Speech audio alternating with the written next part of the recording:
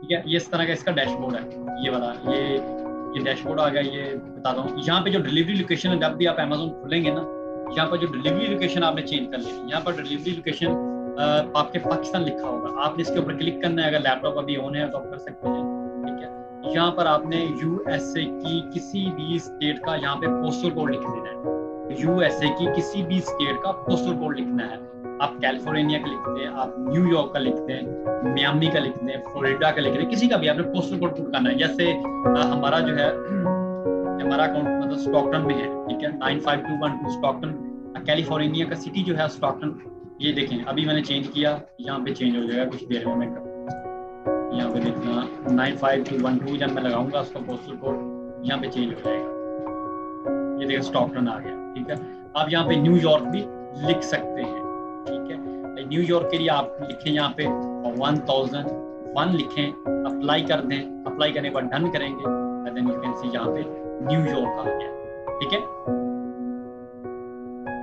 यहाँ पे आप लोगों ने ये चेंज करना है लाजमी। अगर ये ना चेंज किया तो आपके पास कभी भी सही प्रोडक्ट नहीं आएगी। ठीक है, समझ आ गई ना इस चीज की काम?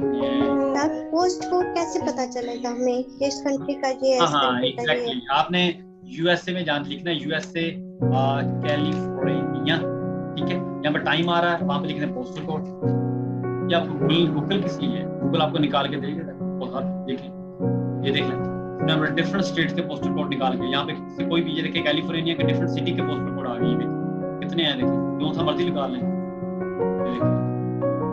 ठीक है, यहाँ से चूज कर सकते हैं कोई भी। ओके सर, ठीक है। लेकिन सर हम अगर कंट्री के साथ साथ ये पोस्टल कोड चेंज भी कर सकते हैं। देखिए, आपने यूएस की मार्केट का में करना है तो आपने यूएस की मार्केट का किसी भी स्टेट का या किसी भी सिटी का पोस्टल कोड लगा सकते हैं। अगर आप अमेरिका में, अगर आप यूके की ओपन करेंगे तो आपने यूके के फिर किसी भी स्टेट का लगाना है। ओके, अभी हम यूएस में हैं तो हमने यूएसए का लगाना है। ठीक है, यस सर। हाँ, अब यहाँ पे ये देखिए सर्च बार है, इसको सर्च बार कहते हैं। यहाँ पे आप कोई भी रैंडम कीवर्ड लिखें तो ये आपको देखिए आगे काफी सारे कीवर्ड निकाल के देता है। आप यहाँ से कोई कुछ भी लिख के यहाँ पे प्रोडक्ट सर्च कर सकते हैं, कुछ भी कीवर्ड लिख के। ठीक है, ये देखिए, ये मेरे पास बहुत सारे, ये देखिए प्रोडक्ट, मैंने स्पून लिखा, स्पून एंड फ्रॉक जो है सेट्स लिख लिया। देखें, इसमें डिफरेंट आपके पास प्रोडक्ट्स आ जाएंगे। देखिए कितने पेजेस हैं वो नीचे आप जाके देख सकते हैं। 7 पेजेस में ये सारी प्रोडक्ट पड़ी हुई है, जितने भी स्पून है। ठीक है, अगर आपको कीवर्ड का नहीं पता कि क्या लिखना है, क्या मेरे ज़हन में नहीं कीवर्ड्स आ रहे हैं, उसके लिए सिंपल वे है, यहाँ पे ऑल लिखा हुआ है, इसके ऑल के ऊपर आपने क्लिक करना है। यहाँ से आप कैटेगरी चूज कर सकते हैं, कोई भी कैटेगरी आप इधर। फॉर एग्जाम्पल मैं यहाँ से होम एंड किचन चूज करता हूँ। यहाँ से मैं होम एंड किचन, तो ये कैटेगरी क्यों चूज करनी है? आपके पास कीवर्ड नहीं ना। आपको मैं कहूँ कि मुझे अच्छी प्रोडक्ट निकाल के दे, आप क्या लिखेंगे सर्च बार? आपको तो कीवर्ड का अंदाजा नहीं ना। आप स्पून लिख लेंगे, ज्यादा कटलरी लिख लेंगे, यूटेंसिल्स लिख लेंगे।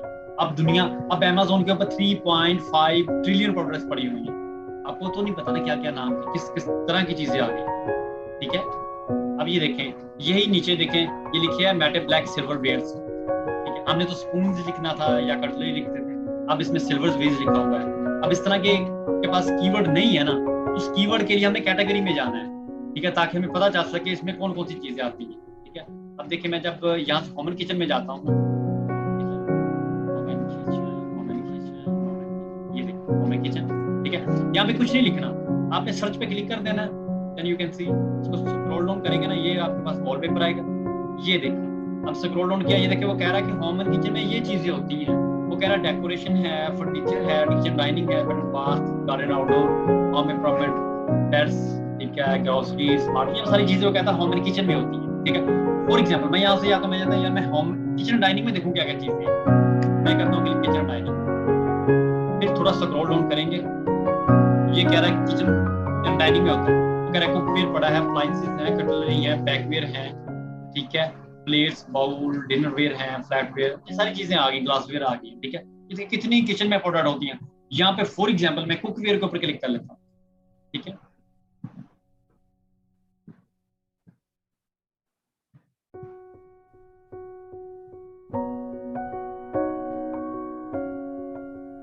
मैं स्क्रॉल डाउन करूंगा, देखें उसने कहा कि कुकवेयर में क्या है। कुकवेयर सेट आ गए हैं, पैन आ गए हैं, ओवन्स आ गए, सॉस पैन आ गए, ग्रिल पैन, प्रेशर कुकर आ गए। देखिए कितनी इसमें चीजें आ गई हैं, ठीक है। अब मैं यहाँ से एक चीज यूज कर, मैं यहाँ पे ग्रिल पैन यूज कर लेता हूँ, ठीक है। अब देखें, अब जाके मेरे पास जितनी भी प्रोडक्ट आएंगी वो सारी की सारी ग्रिल पैन की होगी, ये देखें, ठीक है। कितने पेजेस हैं इसके? 28 पेजेस में ग्रिल पैन ही लगा हुआ है। अब ये एक पेज की प्रोडक्ट शो हो रही है, ठीक है। इस तरह हम जो है कैटेगरी में या डिफरेंट कैटेगरी में जा सकते हैं। हम जो है अपनी मर्जी का जो सारी की सारी प्रोडक्ट चूज कर सकते हैं। इसके अब होम एंड किचन में आपको खत्म ही नहीं होनी कभी, इसमें इतनी ज्यादा प्रोडक्ट्स पड़ी हुई हैं, ठीक है। आप ये तो अभी मैंने मतलब ग्रिल पैन में आ गया, किसी भी जा सकते हैं वो, तब मैं आपको बताऊंगा आपने किस किस कैटेगरी में जाना है। अभी फिलहाल के लिए आप किसी कैटेगरी में मूव कर सकते हैं। जब मैं बताऊंगा ना कि ये गेट अनगेट, वो भी आपको समझाऊंगा, ठीक है। फिर आपने सिर्फ और सिर्फ स्पेसिफिक कैटेगरी के अंदर जाना है, ठीक है। फिलहाल आपने अभी प्रैक्टिस के लिए कोई भी चूज कर सकते हैं कैटेगरी उधर से, बाहर में से, ठीक है। Okay sir. सर मेरा एक क्वेश्चन है। जी जी बोले। सर जब हम किसी भी मार्केट में इंटर होते हैं ना, तो हमें नीड्स और वांट देखते हैं लोगों की, उस एरिया की। तो जब हम अमेज़न में इंटर होंगे तो हमें कैसे पता चलेगा कि उधर के लोगों की नीड्स और वांट क्या है? आज से तकरीबन 7th लेक्चर में आपका ये सवाल क्लियर हो जाएगा। Okay sir. वहाँ पे आपने नीड्स देखनी, वहाँ पे आपने सेल्स देखनी, सेल्स ही नीड है, ठीक है। तो जब हम इसकी कैलकुलेशन में आएंगे ना, जी, हमने प्रोडक्ट वो चूज करनी जिसकी सेल हो रही होगी। सारी बात जिसकी सेल हो रही होगी वो क्या है? वो नीड है, वो नीड है। वो सारी चीजें सेल पे डिपेंड होती है। वो आगे लेक्चर होंगे उसमें ये सारी चीजें आपकी कवर हो जाएंगी। अच्छा, यहाँ पे तो निकल आई प्रोडक्ट। अब मैं यहाँ पे रैंडम कोई भी ये वाली प्रोडक्ट चूज कर लेता हूँ, फॉर एग्जांपल मैंने ये प्रोडक्ट चूज कर लिया, ये प्रोडक्ट आप निकल के आ गई सारी। अब इसी पे एक ही प्रोडक्ट का सारा डाटा पड़ा हुआ है, ये सारी चीजें जितनी भी है हमें दिखाएगा, ठीक है। उसका ये सारी उसकी अब बुलेट पॉइंट्स लिखे हुए हैं, डिस्क्रिप्शंस लिखी हुई हैं, ये ब्रांड उसका सारा एवरीथिंग उसका लिखना है। लेकिन इसमें 4 चीजें हैं। अगर प्रोडक्ट में ये 4 चीजें हुई तो हमने वो प्रोडक्ट चूज नहीं करनी, कभी भी नहीं चूज करनी वो प्रोडक्ट, ठीक है। क्यों नहीं करनी, क्या वजह है उसकी, किस तरह हम जो है उनको रिजेक्ट करेंगे, वो मैं एक्सप्लेन करूँ।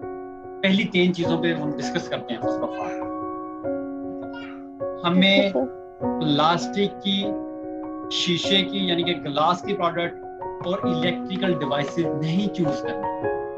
क्यों नहीं करनी वो भी मैं एक्सप्लेन करता हूँ। पहले इसका थोड़ा बात कर लेते हैं। Glass, plastic, electrical. Glass easy breakable होता है, अगर ये टूट जाए तो वह प्रोडक्ट आपकी वापस आएगी, वापस भी नहीं आएगी, वो भी चीज बताता हूँ क्या होता है।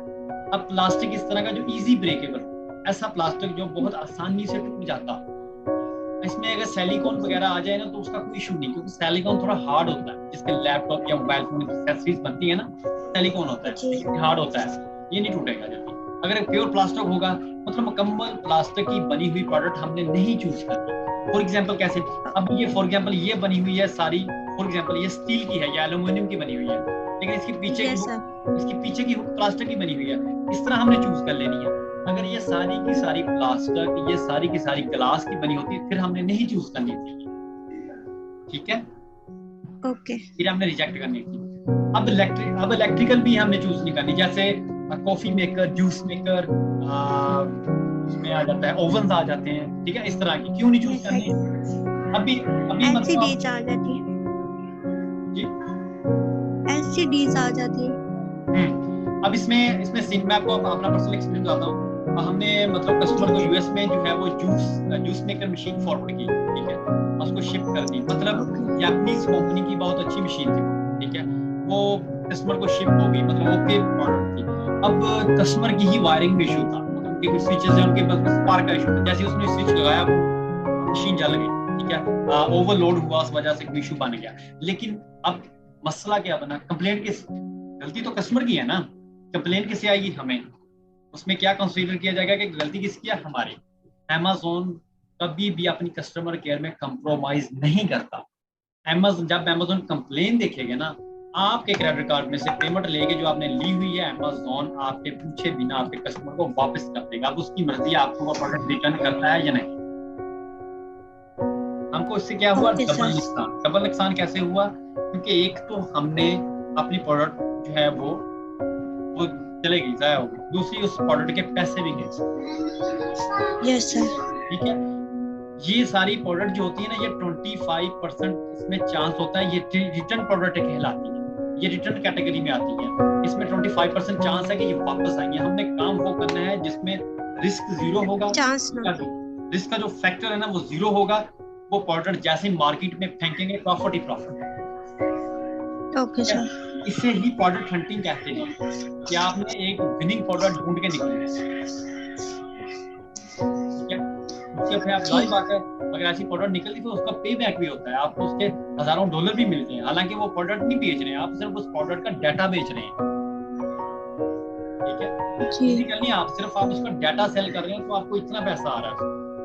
ठीक है, 300-400 डॉलर में आपके एक प्रोडक्ट का डाटा इजीली निकल सकता है। अगर एक ब्रांड से अप्रूवल लेके हमें 10 प्रोडक्ट मिलेगी, एक प्रोडक्ट $400 किया, तो अंदाजा करें आप एक दिन में कितने कमा सकते हैं।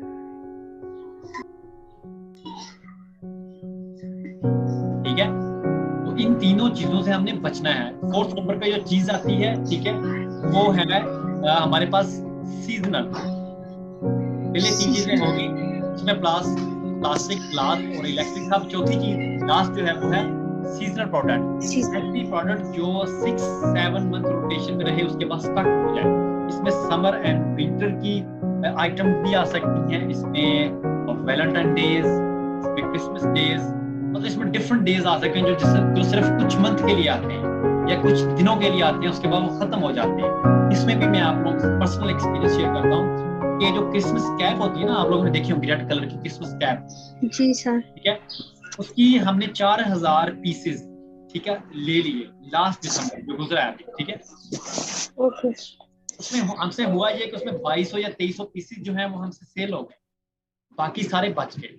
इसमें मैं असल में आपको बताना ये चाह रहा हूँ कि अगर आपकी प्रोडक्ट आपके पास बचती है ना, माल बच रहा है, उसका नुकसान कितना होगा। ठीक है, अब जो बचे हैं, जारी बात है, वो 1 साल बाद दोबारा सेल हो गए ना, ये इक्का दुक्का कहीं सेल हो जाएंगे मंथ में एक दफा। ठीक है, यस सर। म्यूट कर लें प्लीज, म्यूट कर लें इमारा आपने, जब क्वेश्चन करना होता है। अच्छा, अब सीन ये हुआ कि उसमें 2200 प्रोडक्ट हमारी निकल गई, बाकी स्टक हो गए हमारे। अब सीन ये है कि स्टक होने से हमें क्या क्या नुकसान, एक तो उस प्रोडक्ट जो हमारे जो पैसे थे, ठीक है, वो स्टक हो गए। दूसरा, जितनी देर पड़े रहने थे, अमेज़न को हमने FBA की फीस देनी थी, क्योंकि वो अमेज़न के वेयर हाउस में पड़े हुए थे। ठीक है, उसके अलावा उसमें से जो मुझे प्रॉफिट आनी थी, वो प्रॉफिट को मैंने री इन्वेस्ट करना था। ठीक है, अब फॉर एग्जांपल उसमें से मुझे एक मंथ में $4000 आना था। ठीक है, अब $4000 को मैंने री इन्वेस्ट करना था। अब उस जब मैं री इन्वेस्ट करके कोई चीज खरीदनी थी, उससे भी मुझे प्रॉफिट आनी थी, उसको भी मैंने फिर री इन्वेस्ट करना था। जब री इन्वेस्ट करके फिर प्रोडक्ट लेनी थी, उससे भी मुझे प्रॉफिट, मतलब इस तरह एक 12 मंथ में मैं लाखों डॉलर कमा सकता हूँ। मतलब एक चीज जो कि $3-4 हजार की है, उसने मुझे 12 लाखों डॉलर का नुकसान दिया। वो आपने पूरे साल के ऊपर सोचना है, आपने एक मंथ के लिए नहीं सोचना। ठीक है, मतलब 4000 की चीज का नुकसान क्या हुआ, लाखों डॉलर। ठीक है, इसलिए हमने इन चीजों से बचना है। इन चीजों को, ये देखें, इन चीजों को हम बेचेंगे, इनको भी लेके आएंगे, लेकिन वो आगे जाके बताऊंगा इन चीजों को कौन सी जगह पर लेके आएंगे, कौन सी जगह होगी, और जिस जगह पर हम ये फैसला करेंगे कि ये शीशे की प्रोडक्ट भी हम यूज कर सकते हैं, ये इलेक्ट्रिक की प्रोडक्ट भी हम यूज कर सकते हैं, ये प्लास्टिक की प्रोडक्ट भी हम यूज कर सकते हैं, ये सीजनल प्रोडक्ट भी यूज कर सकते हैं, लेकिन फिलहाल नहीं। फिलहाल आपने जहन में रखना है कि ये चीजें अगर आपकी प्रोडक्ट सर्च के दौरान आ गई, तो आपने बिना सोचे इसको रिजेक्ट कर देना है, जो कि ये आपको कतई फायदा नहीं देगा। ठीक है, सर, यहाँ तक समझ आ गई? आगे सर। तो मेरा एक क्वेश्चन है, अगर हमें प्रोडक्ट ये जो सेल करनी है, इसकी पहले बाय करना पड़ा करेगी हर बार में? वो भी नहीं, आपको बाद में क्यों बाय करनी है, आपको क्लाइंट बाय करेगा, आपने क्यों बाय करनी है? हमने यहाँ से इधर से उधर शिफ्ट करना है। वो तो आगे बताऊंगा ना, वो भी शिपिंग की सारी स्टोरी भी बताऊंगा, लेकिन आपने इसमें कोई इन्वेस्टमेंट नहीं करना, आपका क्लाइंट ही करेगा। आपने सिर्फ काम करना, डाटा निकालना है, डाटा शिफ्ट करना है, मतलब हाँ बस सिर्फ डाटा ही निकालना है, निकाल के देना है, उसकी मर्जी है, वो शिफ्ट करवाए जो मर्जी करे, आप उसको बेच देना।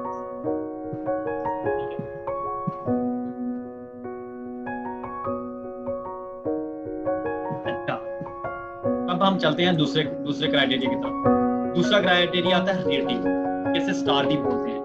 ये 4.0 प्लस आउट ऑफ 5 हमें चाहिए। ये कभी भी हमें 3.1, 3.2, 3.4, 3.7 तक 3.9 भी नहीं चाहिए। क्यों? क्योंकि ये एक ह्यूमन साइको जनरेट हो गई है कि आप जब ई कॉमर्स प्लेटफॉर्म पे शॉपिंग करते हैं ना, तो जनाब इसमें सीन ये है कि आप लोगों जब भी कोई प्रोडक्ट का 3.8 या 7 स्टार देखते हैं ना, तो आपके जहन में वो प्रोडक्ट बेशक कितनी मर्जी अच्छी हो, आपके जहन में यही सवाल आता है कि पता नहीं ये प्रोडक्ट कैसी होगी, अच्छी भी है ये भी। 50-50 हो जाते हैं आप उसको ले भी सकते हैं, नहीं भी ले सकते, ठीक है। इसलिए कभी भी हमने 3 वाली लाइन में जाना ही नहीं है, हमने हमेशा 4+ स्टार चूज करने हैं। जैसे कि अभी आप इसी वक्त इसमें देख सकते हैं कि जहाँ पे स्टार जो है वो 4.6 आउट ऑफ 5 हैं, ठीक है। हमें 4+ चाहिए आउट ऑफ 5, जितने भी होते हैं, ठीक है। ये चीज हमने जहन में रखनी है, ये आपकी अच्छी प्रोडक्ट की निशानदेही करते हैं, ठीक है। उसके बाद सर ये तो कस्टमर देते हैं ना, ये स्टार तो कस्टमर देते हैं ना। हमने ये करना, हमने सारी बात हमने प्रोडक्ट चूज करनी है ना, हमने तो प्रोडक्ट वो चूज करनी है ना जिसके स्टार अच्छे होंगे। ये तो कस्टमर ने सारी बात देना है, हमने तो चूज करना है ना। यहाँ पे अगर 2 स्टार वाली प्रोडक्ट हो आप चूज कर लें तो ये तो कस्टमर ने है ना, लेकिन आपने प्रोडक्ट ऐसी चूज करनी जिसके स्टार अच्छे होंगे। ओके, आपने प्रोडक्ट को ऐसी को हाथ लगाना है, ऐसे के ऐसी प्रोडक्ट को उसके एनालिसिस करने हैं जिसके स्टार अच्छे, जिसकी सारी चीजें अच्छी होंगी। आपको मतलब जिसकी रेटिंग अच्छी होगी, exactly. रेटिंग जिसकी ज्यादा जा रही, सारी बात है। प्रोडक्ट आप ऐसी प्रोडक्ट लेंगे तो आपसे को खरीदेगा ना, आपके क्लाइंट से वो खरीदेगा। अगर यहाँ पे 1 स्टार होगा वो किसने खरीदनी, किसी ने आपसे तो क्लाइंट भी खरीदेगा, क्लाइंट आगे से क्या खरीदेगा, ठीक है। अब ये आते हैं रेटिंग, इसको रिव्यूज कहते हैं, रेटिंग को रिव्यूज कमेंट्स भी कहते हैं। इसके ऊपर मैं अगर क्लिक करूंगा ना, ये मुझे यहाँ पे लेगा कि यहाँ पे कस्टमर ने रिव्यूज दिए हैं, ये देखिए, ठीक है। ये देखिए एक बंदे ने 5 स्टार दिए हुए ग्रिल पेन्स के अंदर, उसने कोई चीज बनाई है और बताया कि ये कितना अच्छा प्रोडक्ट है। यहाँ पे हम आके देख सकते हैं कि ये कितनी अच्छी प्रोडक्ट है, ठीक है। ये देखिए ओवरऑल 5 स्टार लोगों ने दिए हुए हैं, 3 कहीं पे एक बंदे ने दिया हुआ, ठीक है। ये कमेंट कहलाते हैं लोगों के, जिसका क्राइटेरिया ये है कि ये हमें 50+ चाहिए, 50 से ज्यादा हो, 50 से कम ना हो रेटिंग और रिव्यूज। इसको रेटिंग भी कहते हैं, रिव्यूज भी कहते हैं, कमेंट्स भी। ये हमेशा 50+ चूज करने हैं आप। यहाँ पर अगर 288 लिखा हुआ है इसका मतलब अच्छे हैं। 50+ क्यों चूज करने हैं? 50+ इसलिए चूज करने हैं क्योंकि हम चाहते हैं कि हमें प्रोडक्ट ऐसी मिले जिसकी सेल हो रही हो। आपकी सेल का अंदाजा आपकी रेटिंग से पता चल जाता है इस प्रोडक्ट की सेल। अगर यहाँ पे 288 रेटिंग्स है ना, तो इसका मतलब ये है कि इस प्रोडक्ट को 288 लोग, उन लोगों ने परचेज कर लिया जिन लोगों ने रेटिंग दी है। इसके अलावा पता नहीं कितने लोग होंगे। इसका मतलब इस प्रोडक्ट की सेल हो रही है, ठीक है। इसलिए हमने इसको 50+ चूज करना है, ठीक है। और 3000 से ज्यादा नहीं होनी चाहिए, 50 से कम ना हो, 3000 से ज्यादा ना हो। 3000 से अगर ज्यादा रेटिंग हुई तो वो हाई फाई रेटिंग हो जाएगी, उसमें कंपेटिटर भी बैठे होंगे जिनको हम compete नहीं कर सकते प्राइस के मामला में, ठीक है। तो इसलिए हमने हमेशा रेटिंग जो है वो 50 to 3000 के अराउंड अबाउट चूज करनी है, ताकि इसमें अगर ज्यादा रेटिंग हुई ना तो सारी बात प्रोडक्ट की अच्छी सेल होगी तो ब्रांड हमें कभी भी उसकी अप्रूवल भी नहीं देगा, ठीक है। ब्रांड कहेगा भाई मैं नहीं आपको अप्रूवल देता, मेरी तो अपनी ऑलरेडी सेल हो रही है, मैं क्यों कोई तीसरा बंदा ऐड करूं, ठीक है। इसलिए हमने 50 से 3000 के दरमियान रख के किसी भी प्रोडक्ट की रेटिंग को चूज करना है, ठीक है। समझ आ गई आप लोगों को? आज का लेक्चर जो है वो यही था। इंशाल्लाह कल मजीद पढ़ेंगे। अगर आपका कोई क्वेश्चन है तो काइंडली बता सकते हैं। नहीं, आज का लेक्चर तो समझ आ गया। इंशाल्लाह आप लोगों को सभी लेक्चर समझ आए। एक क्वेश्चन जी सर, अगर कोई ब्रांड न्यू चीज लॉन्च करे, अगर उसकी रेटिंग ना आए अभी तक, कि मतलब सेल आउट ना हो, वो हम चूज कर सकते हैं या नहीं? इसको हमने चूज नहीं करना, उसका इंतजार करेंगे सेल होने का। उसका डाटा सेव करते हैं, उसका इंतजार करेंगे, उसको देखेंगे सेल होती है या नहीं। अगर फॉर एग्जांपल यहाँ पे मैं ही अपने ब्रांड से लॉन्च कर देता हूँ कोई प्रोडक्ट, ठीक है, मैं लॉन्च कर देता हूँ, ठीक है, वो आप दूसरे थर्ड बंदे जो है वो चूज कर लें प्रोडक्ट, मेरी तरफ से वो सेल ना हो रही हो, आप चूज कर लें, ना वो मेरी सेल हो रही होगी ना वो आपकी सेल होगी, आप भी स्टक, आप भी लॉस में चले गए, मैं तो ऑलरेडी जा रहा हूँ, ठीक है। इसलिए हमने कभी भी ऐसी प्रोडक्ट के ऊपर कोई भी फैसला नहीं करना,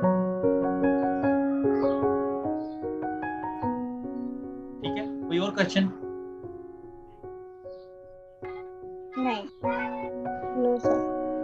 ठीक है, ठीक है।